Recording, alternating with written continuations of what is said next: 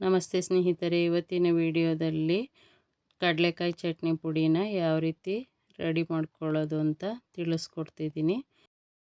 ನೋಡಿ, ನಾನು ಮಾಡ್ಕೊಂಡಿರೋ 1/4 kg ಕಡಲೆಕಾಯಿ ಬೀಜಕ್ಕೆ ರೆಡಿ ಮಾಡ್ಕೊಂಡಿದ್ದೀನಿ. ಇಷ್ಟು ಚಟ್ನಿ ಪುಡಿ ರೆಡಿಯಾಗಿದೆ. ಮೊದಲಿಗೆ ನಾನು ಒಂದು ಬಾಣಲೆಗೆ 1/4 kgಯಷ್ಟು ಕಡಲೆಕಾಯಿ ಬೀಜನ ಅಳತೆ ಮಾಡಿ ಹಾಕ್ಕೊಂಡಿದ್ದೀನಿ. ಇದನ್ನು ಹೊಂಬಣ್ಣ ಬರೋವರೆಗೂ ಚೆನ್ನಾಗಿ ಕೈ ಬಿಡದೆ ಹುರ್ಕೊಳ್ತೀನಿ. ಈ ರೀತಿ ಮಿಕ್ಸ್ ಮಾಡ್ಕೊಳ್ತಾ ಹುರಿದ್ಕೊಳ್ತೀನಿ. ಆನಂತರ ಇದನ್ನು ಅಗಲವಾಗಿರೋ ಪಾತ್ರೆಗೆ ತಣ್ಣಗಾಗೋದಕ್ಕೆ ಬಿಡ್ತೀನಿ. ಇಷ್ಟು ಕಲರ್ ಚೇಂಜ್ ಆಗೋವರೆಗೂ ಹುರ್ಕೋಬೇಕು.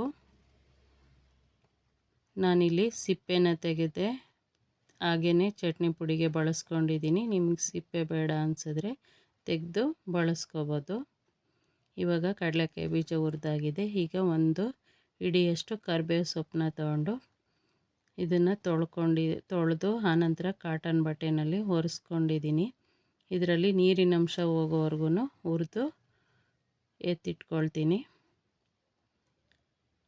ಆನಂತರ ನಾನಿಲ್ಲಿ ಒಂದು ಅರ್ಧ ಹೋಳಷ್ಟು ಕೊಬ್ಬರಿನ ಕಟ್ ಮಾಡಿ ಸೇರಿಸ್ಕೊಂಡಿದ್ದೀನಿ. ಇದನ್ನು ಸ್ವಲ್ಪ ಬಣ್ಣ ಚೇಂಜ್ ಆಗೋವರೆಗೂ ಹುರಿದು ಎತ್ತಿಟ್ಕೊಳ್ತೀನಿ. ಆನಂತರ ಅದೇ ಬಾಣಲೆಗೆ ಒಂದು 25 ಬ್ಯಾಡಗಿ ಮೆಣಸಿನ್ಕಾಯಿನ ತಗೊಂಡಿದ್ದೀನಿ. ಇದನ್ನು ಮಧ್ಯಮ ಉರಿನಲ್ಲಿ ಹುರ್ಕೊಳ್ತೀನಿ. ಹುರಿದು ಒಂದು ತಟ್ಟೆಗೆ ವರ್ಗಾಯಿಸ್ಕೊಳ್ತೀನಿ. ಆನಂತರ ಇದೇ ಬಾಣಲೆಗೆ ನಾನು ಒಂದು 25-30 ಗುಂಟೂರು ಒಣಮೆಣಸಿನ್ಕಾಯಿನ ತಗೊಂಡು ಹುರ್ಕೊಳ್ತೀನಿ. ಇದನ್ನು ಸಣ್ಣ ಉರಿನಲ್ಲಿ ಹುರ್ಕೋಬೇಕು. ಘಾಟ್ ಆಗುತ್ತೆ ಅನ್ನೋದಕ್ಕೋಸ್ಕರ ಸಣ್ಣ ಉರಿನಲ್ಲಿ ಹುರಿದು ಎತ್ತಿಟ್ಕೋಬೇಕು. ಹೆಚ್ಚಿಗೆ ಉರಿ ಮಾಡಿದ್ರೆ ಘಾಟ್ ಆಗುತ್ತೆ. ಇದಕ್ಕೇನು ಎಣ್ಣೆ ಹಾಕೋದು ಬೇಡ.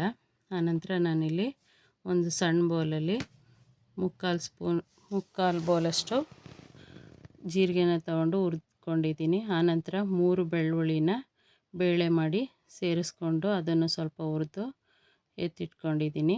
ಇವಾಗ ಒಂದು ನಿಂಬೆಹಣ್ಣಿನ ಗಾತ್ರದಷ್ಟು ಹುಣಸೆಹಣ್ಣನ್ನ ತಗೊಂಡು ಅದನ್ನು ಸ್ವಲ್ಪ ಸಣ್ಣ ಉರಿನಲ್ಲಿ ಸ್ವಲ್ಪ ಹುರ್ಕೊಳ್ತೀನಿ. ಇವಾಗ ಒಂದು ಅರ್ಧ ಸ್ಪೂನಷ್ಟು ಅರಿಶಿನ ಪುಡಿ ಹಾಗೆ ಒಂದು 1/4 ಸ್ಪೂನಷ್ಟು ಇಂಗಿನ ಪುಡಿನ ಸೇರಿಸ್ಕೊಂಡು ಹುರ್ಕೊಳ್ತೀನಿ.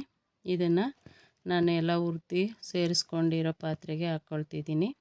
ಇವಾಗ ಒಂದು 3 ಸ್ಪೂನಷ್ಟು ನಾನು ಬೆಲ್ಲದ ಪುಡಿನ ಸೇರಿಸ್ಕೊಂಡಿದ್ದೀನಿ. ಹಾಗೆಯೇ ರುಚಿಗೆ ತಕ್ಕಷ್ಟು ಕಲ್ಲುಪ್ಪನ್ನ ಸೇರಿಸ್ಕೊಂಡು ಮಿಕ್ಸ್ ಮಾಡಿ ಸ್ವಲ್ಪನೇ ಹಾಕ್ಕೊಂಡು ಮಿಕ್ಸಿ ಜಾರ್ಗೆ ಪುಡಿ ಮಾಡಿ ಸೇರಿಸ್ಕೊಳ್ತೀನಿ. ಈ ರೀತಿ ಸ್ವಲ್ಪನೇ ಹಾಕ್ಕೊಂಡು ಪುಡಿ ಮಾಡ್ಕೊಂಡಿದ್ದೀನಿ. ಆನಂತರ ಚೆನ್ನಾಗಿ ಇದೆಲ್ಲ ಪುಡಿನೂ ಮಿಕ್ಸ್ ಮಾಡಿಕೊಂಡ್ರೆ ಕಡಲೆಕಾಯಿ ಚಟ್ನಿ ಪುಡಿ ರೆಡಿಯಾಗಿರುತ್ತೆ. ಹಾಗೆಯೇ ಇದನ್ನು ಒಂದು 4 ತಿಂಗಳಷ್ಟು ಸ್ಟೋರ್ ಮಾಡಿ ಇಟ್ಕೋಬೋದು. ತುಂಬ ರುಚಿಕರವಾಗಿರುತ್ತೆ. ಒಂದು ಸಾರಿ ನಾನು ಹೇಳ್ಕೊಟ್ಟಿರೋ ವಿಧಾನದಲ್ಲಿ ಟ್ರೈ ಮಾಡಿ ನೋಡಿ, ಹೇಗೆ ಬಂತು ಅಂತ ತಿಳಿಸಿ. ಧನ್ಯವಾದಗಳು.